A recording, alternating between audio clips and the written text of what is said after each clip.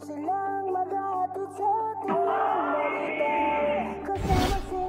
is it, politics.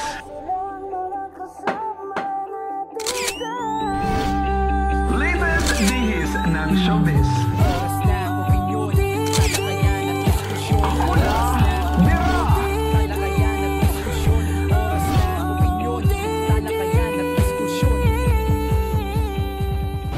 Yon! Ayan, Webis yes. na naman ang gabi at alam kong inaabangan niya na naman tayo.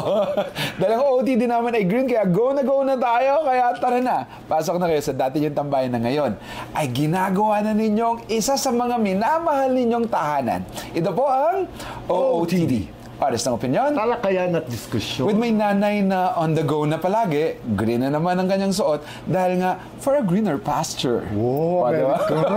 American dating. Malapit na yun ang pagpasyal natin na magla-live tayo doon soon. Susugal ako sa Las Vegas. Ay, nako! Gosh.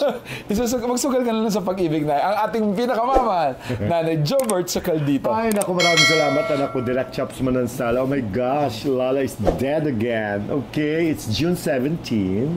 O, June 19. June 19. June 19 na And pala. this early na, I just wanted to say happy birthday sa aking mga kababata. Una kay Loana Robaria Macalutas. Happy birthday. At kay Miss Pamela Pingol Narciso. Mga kababata ko tunay. Ay, happy birthday sa kanila. At meron din may birthday ngayon, kaibigan natin. Kaibigan natin. Mahal natin pareho ito. Mahal natin. Oo. Oo, ano ngayon? June? June 19. It's the birthday of Dr. Jose Rizal. Totoo ba? Birthday niya June 19. Totoo ba kaibigan natin siya? Siyempre, mahal natin yun. Ating Ang ating pambansang bayani, no? Oo. Naku! Nakakalimutan nyo, I hate you. Uy! Wow! I hate you. Yung sa mag-usapan natin yan, si Chris, parang ginagaya mo na siya. Oo nga si Chris. May topic natin si Chris. Diretso na tayo sa ating unang segment ng This is it, Politics. Okay. Eto na ngayon. Tahimik muna ako, Nay, dahil nga for the longest time na ang ingay-ingay niya, bigla na nahimik siya. So, tahimik muna ako. Nakakabingi ang katahimikan recently ng ating senador na si Raffy Tulfo. Yan ay pinoint out siya na isang FB user na nabasa ko. Kasi nabasa ko ang kanyang nilalaman. Mahabang nilalaman ng kanyang post, no? Tungkol kay Senator Raffy Tulfo. Kasi, di ba, aware naman tayo that in Raffy Tulfo in action, even before he became senator, Diyos ko, lahat na lang ng mga pulis, general, colonel, teacher. Kina-call out niya. Kina-call out siya, janitor, security guard, ay sinasamahan pa niya yung mga biktima at maingay talaga siya. At walang sinisino. Sinasamahan niya sa krame para mag-file ng kaso at pinapatanggal niya sa pwesto. At dumating sa punto na instead na i-sue or i-demanda, dumidiretso kay Tulfo ang maraming tao. Yes, kasi nga may Tulfo brand of justice daw. Kaya gusto nga nila magkaroon ng Tulfo justice. At sa maraming nagpagkakataon na ngayon nangyayari sa Senado, kung saan ay naandun siya, ay tahimik. Kasi prior to that, nag-grandstanding talaga siya, di ba? Alam naman natin sa napakaraming issues, di ba? Talagang si Tulfo talagang maingay, talagang he exerts, no? Talagang he makes his presence felt. Ibang klase siya, ang ingay-ingay niya. Pero recently, starting with that impeachment thing of VP Sara, ang tahimik niya. Naganap ito before elections, remember? Parang hindi talaga siya nagpa-participate. It's no longer the Tulfo that we know. That we expect to be. Nagkataon pa naman ang kanyang brother that time, si Erwin Tulfo, tsaka dalawa yun tsaka si Ben Tulfo were running both for Senate. Kaya kumbaga, hindi talaga silang tatlo nakisawsaw sa issue ng politika on Sara. Special sa napansin mo? Di ba? Nakatulong. Kumbaga, tahimik talaga sila kasi ayaw nila madungisan sila. Meron siyang game plan. Because hindi naman talaga sure that time, hindi guaranteed na ang Sara, mga Duterte supporters ang mag-reign supreme, di ba? After midterm elections, di ba? Doon lumabas na, oh my gosh, ang lakas pala talaga ng mga Duterte, di ba? Pero tahimik sila kasi pwede ring malakas ang mga administration ng Marcos, no? Kaya tahimik sila. So ngayon, nagkaroon ng impeachment, di ba? Usaping impeachment. Noong June 11, di ba, nag-convene na sila, tapos nag-oath taking na sila. And there, no, nag-decide sila kung anong gagawin dito sa impeachment, which incidentally ay nag-motion ito si Bato na ipa-dismiss. Tapos sinecond naman ito ni Senator ni Bongo. Tapos ito si Hallelujah Boy, si Alan Peter Cayetano, na puro lang Bible, puro scriptures from the Bible ang kanyang ginagamit. Si Jeremiah na bago daw siya umalis ng bahay, ay humingi muna siya ng basbas, ng guidance, kung sana tamang kanyang gagawin, ay nagsalita and he requested na kumbaga napakute siya na instead of kumbaga wag dismiss, kumbaga i-remand, ibalik daw sa Congress yung articles of impeachment. Tapos ito'y pinagbotohan nila, di ba? Na nangyari ay 23 senators ang nagboto, 18 against 5 na nag-no. So 18 na nag-yes, including Tulfo. Kasi wala rin nag-abstain eh. Kasi yung pinaka-24th senator ay si Angara, ay wala siya, di ba? Cabinet member na siya sa DepEd. So 23 lang ang nagbotohan. So kasama si Senator Tulfo, Raffy Tulfo, sa 18 na umoo, na ipabalik doon sa... Na-surprise ka? Na-surprise ako. Kasi yung bakit? That was very surprising of all people kay Tulfo because si Tulfo ay nakilala bilang parang tagapagtanggol ng mga naaapi. Dapat ay doon siya sa masa, doon siya sa mga naapektuhan, doon siya sa naapi. Pero anong nangyari sa kanya, parang kinampihan pa niya ang akusado. Pero may baka ang tingin niya ay naapi si Vice President. Nakita naman niya ang mga sari-sari, napanood naman niya siguro sa Senado at saka sa Kongreso kung ano mga talakayan doon sa BICAM, sa Quadcom o whatever, at saka sa Senate inquiry. Na, di ba, nung inimbita si Pangulong Duterte, inimbita si Sara kung paano parang ayaw mag-oath taking ni Sara, remember? Tapos kung paano niya binabarubal yung mga tanong ni Rizal Tiveros and everything. Alam, aware naman siya eh. Kumbaga, napapansin ko lang sa kanya kung saan na may popular vote, doon siya. Kasi nga, mga kaibigan, tama yung na-mention mo, that was a perfect term, yung game plan. Because sa kanya, he's working on his strategy. Because nga, papasok lang kanyang brother. Sa 20th Congress, papasok na si Erwin Tulfo as one of the sitting senators elected senators. 30, yeah. Ngayon, ay... in 2028, no, as early as last year pa, 2 years ago, ay nabalitaan ko na yan eh, that he is rooting for presidency. Is that early? He is running for presidency in 2028. Kaya kita mo hindi siya taga nakialam sa magulo ng iba. Kasi ang mga contenders dyan, no, sa pagkakaalala ko lang, no, ang mga contenders talaga na medyo malinaw-linaw na tatakbo din mo na si VP Sara. Kapag hindi siya na-impeach, no, ay tatakbo rin doon man si Leni Robredo. Okay. Si Leni Robredo tatakbo rin daw. Romualdez. At si Martin Romualdez ay tatakbo rin daw. At tahimik lang na parang gusto niya sabihin na ako ang magiging ang magiging dark horse. Dark horse. Raffy Tulfo. Siya raw tatakbo din na presidente. So kumbaga, kaya ngayon pa lang ay naaral niya mabuti. So kung saan medyo malaki ang block ng popularity ay nandoon siya. Halimbawa lang, nandoon na siya ngayon. Nandoon siya sa yes. Kapag tumatakbo ang impeachment, kapag naramdaman niya na ang public outrage, ang public ay sumasang-ayon sa conviction, kahit hindi ma-convict, na naniniwala na may kasalanan si Sara, magsuswayan dito siya sa public. Kasi alam niya, yun ang boboto eh. Doon yan, hindi yan kakampinahin doon kasi alam niya, ay teka, kahit na sabihin mo manalo pa sila, pero kapag naramdaman niya ng public talaga may clamor na talagang alam nila na may kasalanan Sara, doon siya. Nakakalungkot na yun, pero katotohanan yung sinasabi mo, pero nakakalungkot. The fact na we are really eyeing on him na maging tagapagtanggol. That's why I voted. We expected more from him. I voted for him. I have to admit, I voted for him because I was expecting na magbabago ang maraming bagay sa Senado dahil may isang Raffy Tulfo na nagtanggol, na nagmura sa mga taong may pagkakasal at minahal ng maraming masang Pilipino. At nako-call out niya yung pagkakaalam malakas ang loob. Matapang siya, matapang. Pero this time, na bagang buntot ang dating. Kumbaga, ang iniisip ng mga tao, ano ba, Raffy? Are you with us? Are you still with us? Para bang naibang hip ng hangin, ang tahimik mo, tapos ang ending, napunta ka rin pala sa mga parang walang paninindigan. Saka para, alam mo ako ngayon na naniniwala ako na ang mga tao bumuboto sila accordingly. According sa kung anong naramdaman nila at narasan nila doon sa isang taong iboboto nila. Kung ang ibinoboto, halimbawa si Raffy gusto niya maging presidente, lahat naman tayo may karapatang bumoto. May karapatan na gusto natin tumakbong presidente kung ano man. Pero kung ngayon pa lang ay pinapakita na niya na kung dapat yung lahat ng mga proyekto niya ay para sa mga tao, it's easy for politician to win now. Alam mo, hindi naman siya nagbabalimbing sa partido niya, pero nagbabalimbing siya sa mga kagustuhan ng mga tao. votes, ay yung mga sikat na Kung nasaan ang sikat, nandun siya. Tapos kapag medyo alanganin na siya, tsaka lilipat yan. At mag-iingay na naman yan. Naging balimbing ang datingan. Pero hindi man sa tao, pero doon sa sitwasyon. Or inconsistent lang siya. Oo, sayang.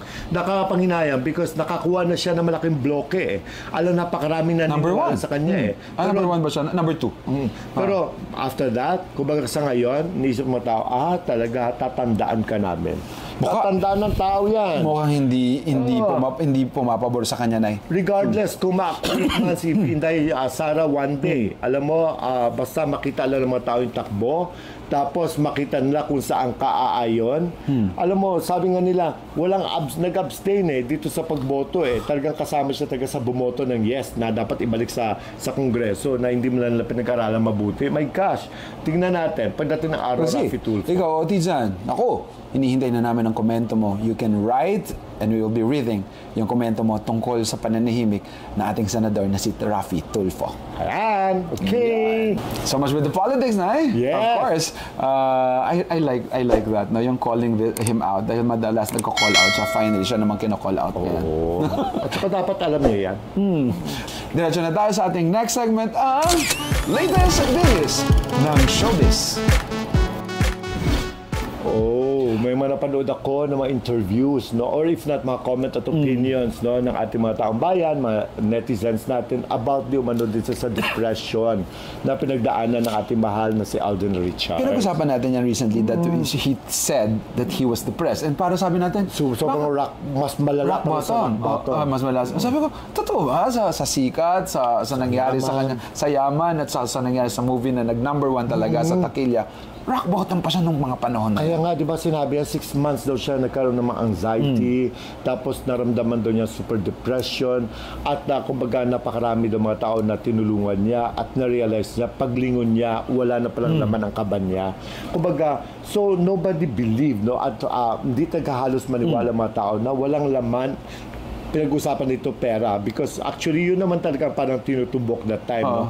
It wasn't a figure of speech kasi nabigay yung mga natulungan niya. Laman. Kaban. Tapos ang paglingon niya, wala nang laman yung kaban.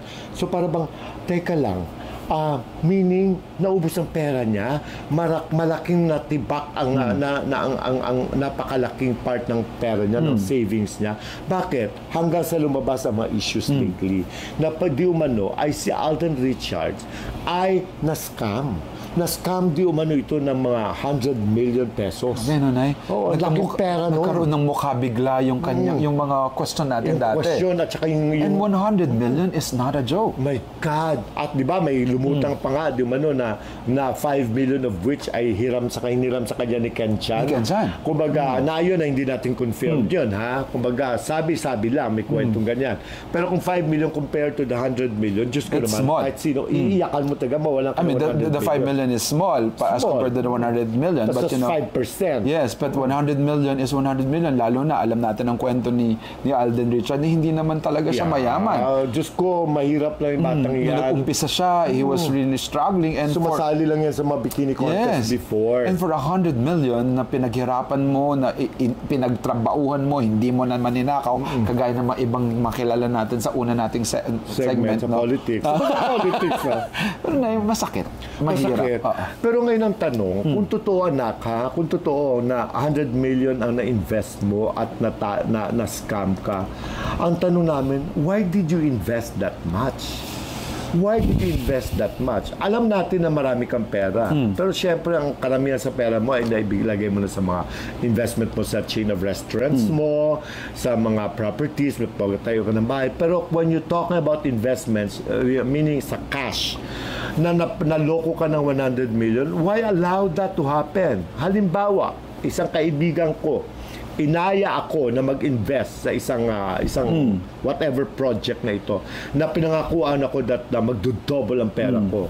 Of course, if I had halimbawa 100 million or if I had 200 million, kaya ko lang siguro invest at sobrang sugal na para sa akin, mag-invest ako ng mga 20 million. Kung ilalayo ko sa puhunan ko. 10% na eh. Oo, 10% palagi lang ng ano mo pwede mo invest. Para yun yung patapon. Yes. Oo. Para kapag nanalo, at least doon na ako magsisimula. Yes. Doon ko na kukunin yung additional investments But not ko. the whole pie. Yeah, pero kapag natalo, at least masakit man, pero may natira akong malaking pera. Kumbaga, malaking part ng pera ko. Ibig sabihin ba, kung halimbawa may ganun kakalaking pera, in-invest mo halos lahat ng pera mo? Para magkaroon siya ng ganung rock bottom. Oo, mas malala pa sa rock bottom. Oo, what happened to you? Sino nag-convince sa'yo to invest that much? Nakalungkot, no? May mga maling tao siguro sa paligid ni Alden Richards. Pero kahit na, wala kang pwedeng sisihin dito. Ikaw nag-decision ka, pero kung may mga tao, like kagaya natin, wag.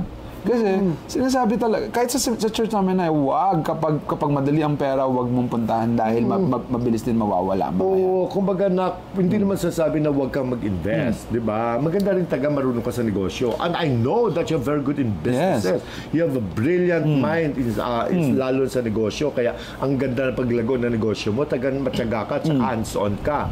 Tsaka marami ka nabibigyan ng mga trabaho. Pero I just wonder, bakit ka pumayag mag-invest ng 100 million or kung bakit kahit na sabihin mo na in totality naging 100 million, ba't ka pumayag?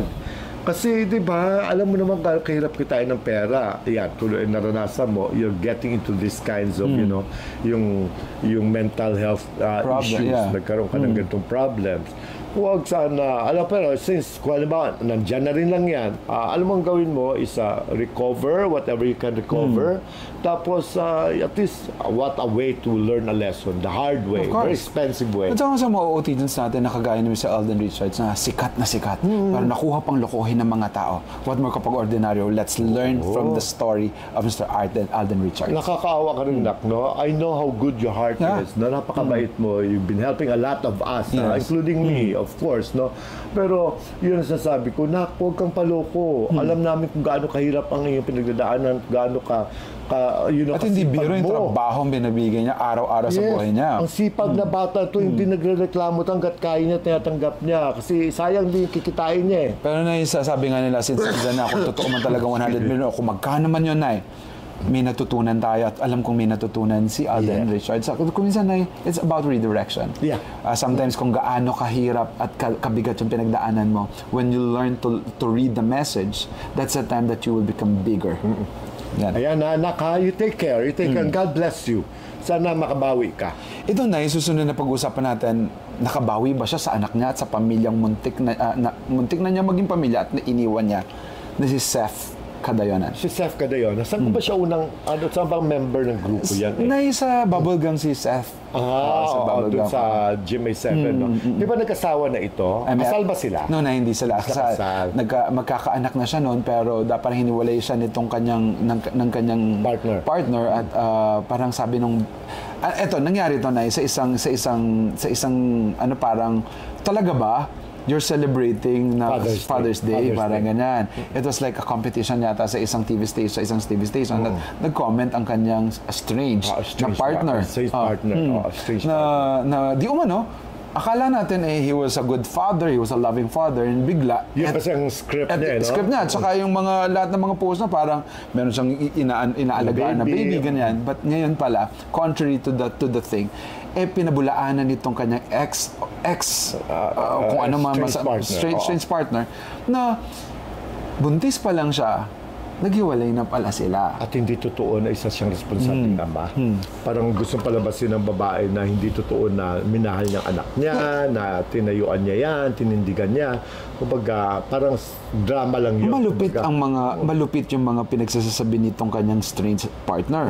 Kasi mabigat talaga. Pero we are waiting for Seth to at least, clear his name about this.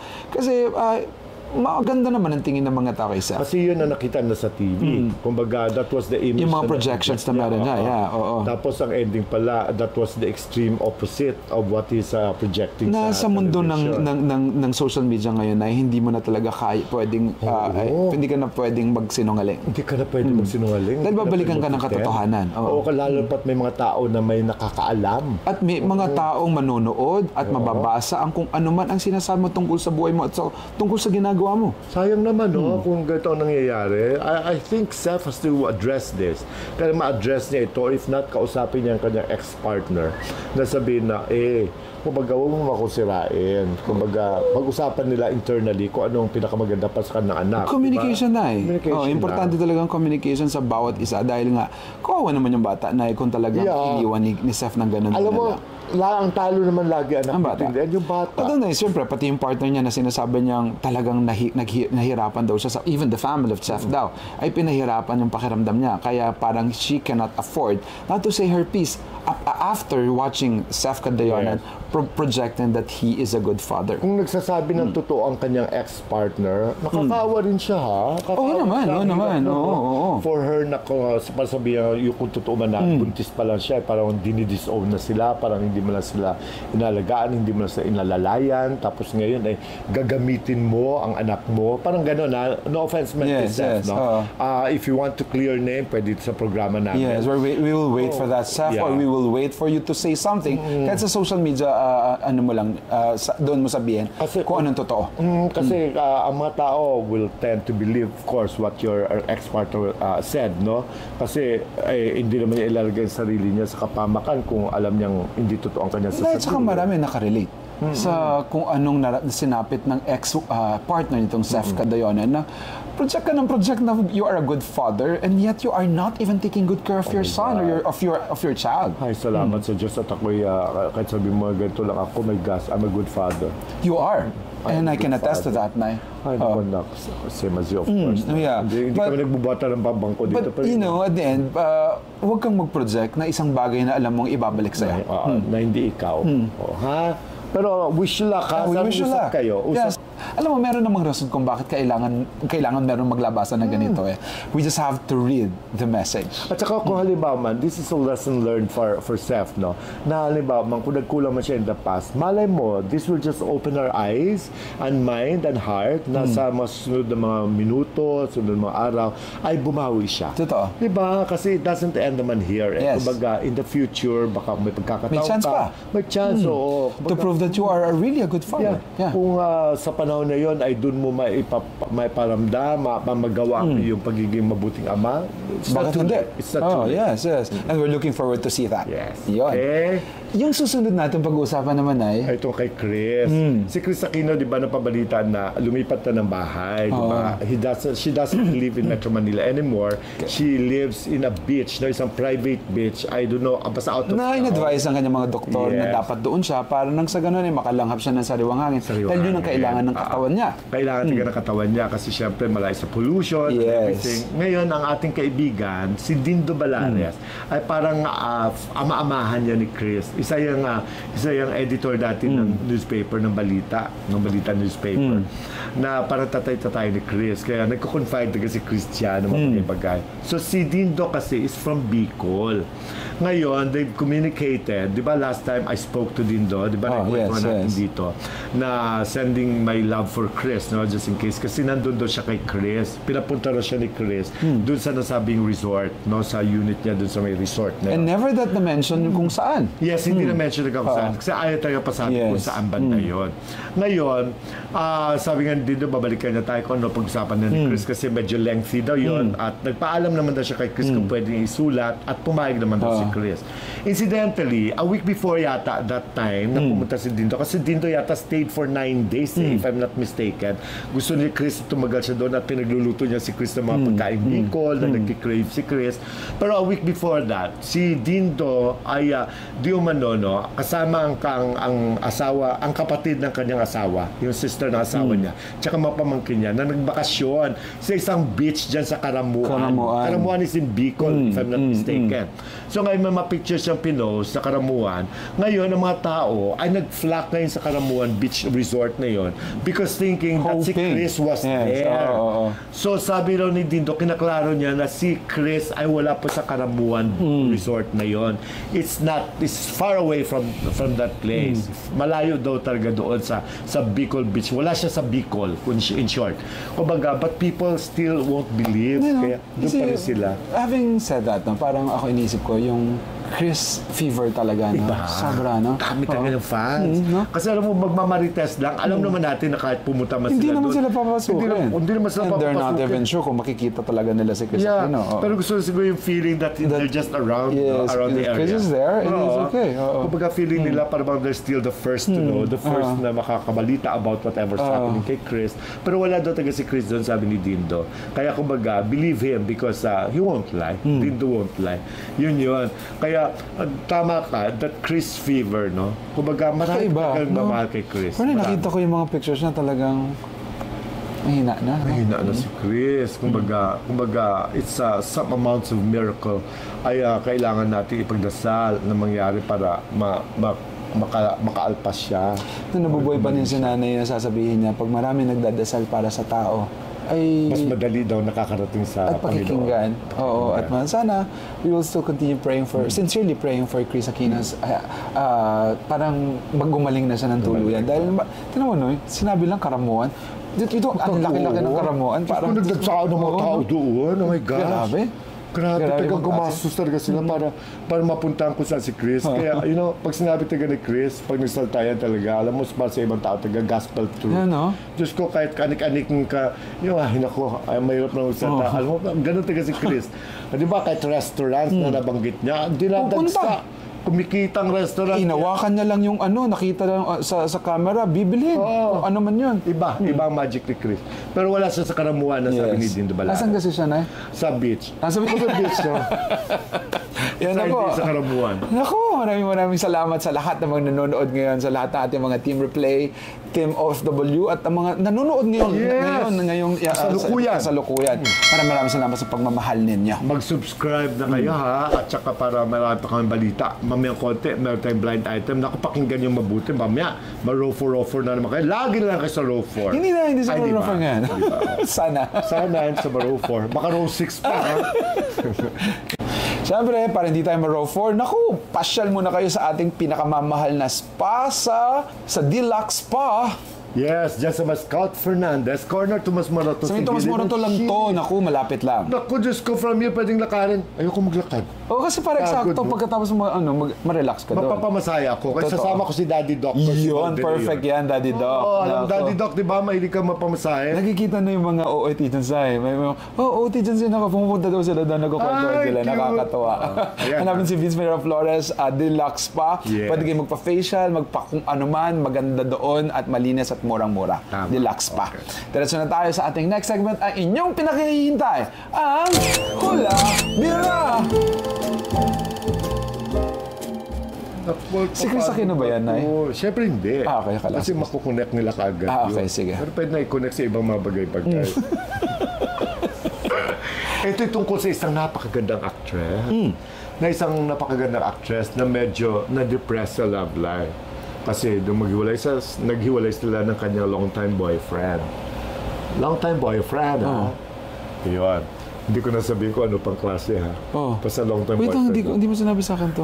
Diyos ko, alam mo to, di ba? Kasi napunta siya sa grupo ng mga katomboyan. Ano pangalan nga ngayon? Line, i-blip naman. Nga pala. Sorry.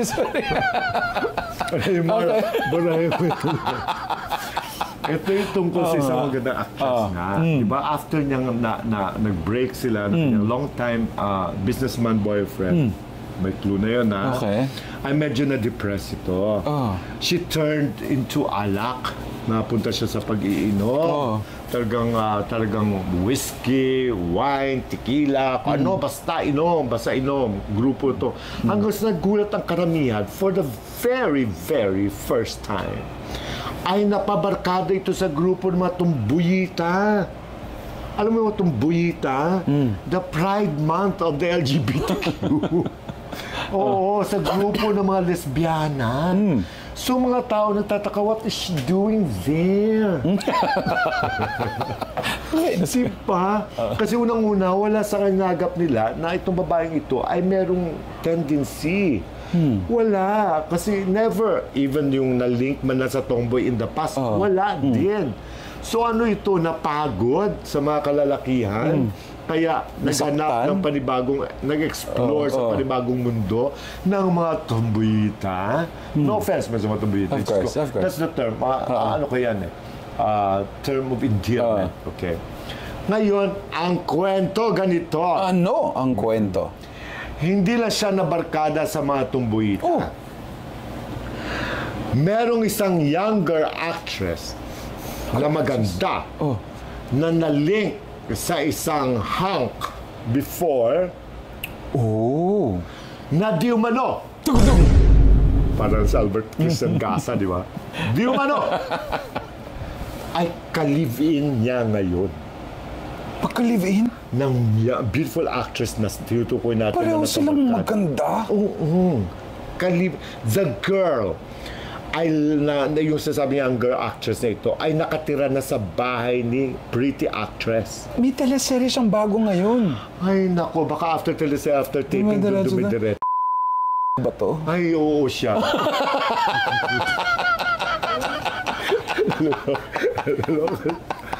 Diba? Ang mga tao nagtatanong ngayon, are they living in together as lovers Baka mag-sisters or lang. mag-ate? Mag-sisters lang. May ate naman siya sarili Oo nga, no? Bakit hindi siya pumunta doon? Bait pa yung ate niyang yun. Oo. Diba? Oo. So ngayon ang question. Wait lang, yung ate niya, kaibigan siya nung... Kaibigan niya rin doon sa...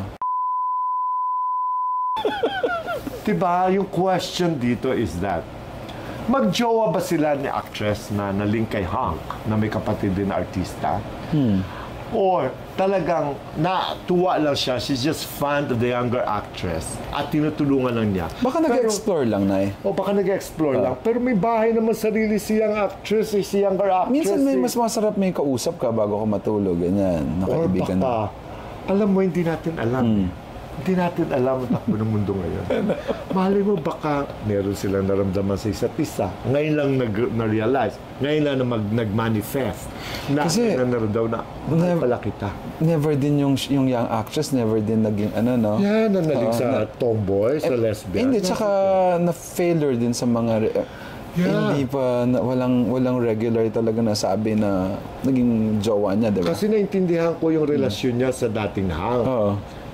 Talagang tama lang din naman na hindi sila nagkatuluyan. Kasi si dating Hank... Kasama rin. Edit mo yun, hindi, wag mong edit. Sige, fourth floor tayo. Yun.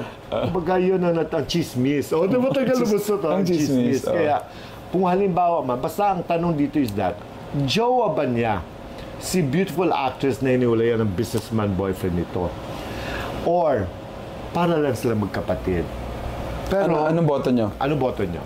Yes, 18! Yung no 5! Senate yan. Ano to? Senate? Boto na kayo, ha? Hulaan nyo kung sino. Okay, Sa malinaw. si actress na meron siyang letter... Aling actress? Si yung... Older. Ay meron siyang letter R sa pangalan at apelyido. Yes! You're right! Aurora, pass your paper! Okay. Si younger actress, meron siyang A. Galing no? Oo. Naku, bilib na ako talaga sa'yo. Basta, kakaloka. Nakakatuwa, no? Pati sa magaganda. Ang ganda siguro panoorin ng halimbawa sa labas sila if they nag-public display of affection sila. Kung halimbawa parang sweet na. Cute siguro, no? Kasi para sa maganda. Kasi pag tsaka, gusto mo nang umuwi. Diba? Pero pag maganda, alam mo na, how discriminative, ha? Yun ako, maraming salamat sa patuloy niyong pagmamahal, sa patuloy niyong panonood, at sa patuloy niyong pagsuporta dito sa ating OOTD. oras ng opinion. Talakayan at diskusyon. Nanay na nakakainis ka sa blind item na ito. Pero, grabe nanay. So before we end, parang nagugulat lang talaga ako sa kung anong kayang gawin ng mga artista natin ngayon sa panahon ngayon. No? This is really happening. But sometimes kapag meron ng gospel truth na tinatawag or nandyan na, parang hindi ka pa rin maniniwala. No? O kasi pag mga artista kasi, alam mo minsan ang hirap. Kung hindi mo nakakilala, kung hindi mo nasundan. Track record to, nasundan nga natin, pero magugulat ka pa. Nalito pa rin tayo, ha? What more yung mga hindi natin masyadong kilala. So, syempre, artista, magaling umarte, di ba?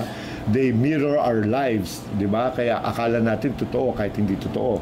Pero dito, kaloka, di ba? Ang ating minamahal, Nanay Jobert Socaldito. Maraming salamat, anak ko, Direct Chops Manansala. My gosh, sabagay, hindi mo naman pwedeng pigilan kapag naman.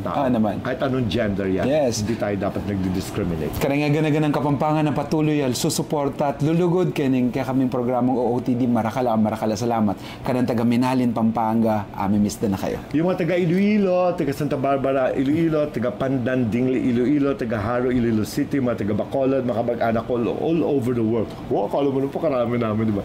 Hello sa inyong lahat at belated happy birthday, 90th birthday. Sa napakaganda kong tita, si Auntie Digna Socaldito. I love you, Happy Auntie birthday Dig. po. Again, happy birthday, Luana and Pamela ng Minalin, Pampanga. Happy birthday. And of course, ang best friend natin, Si Dr. Rosel Rizal. Lian Manansala Migratan at ang aming napakagaling na editor, Mr. Raymer Buado. Yes, thank you. Bye. Thank you. We love you. Bye. Mwah, mwah, mwah, mwah. Pag-uusapan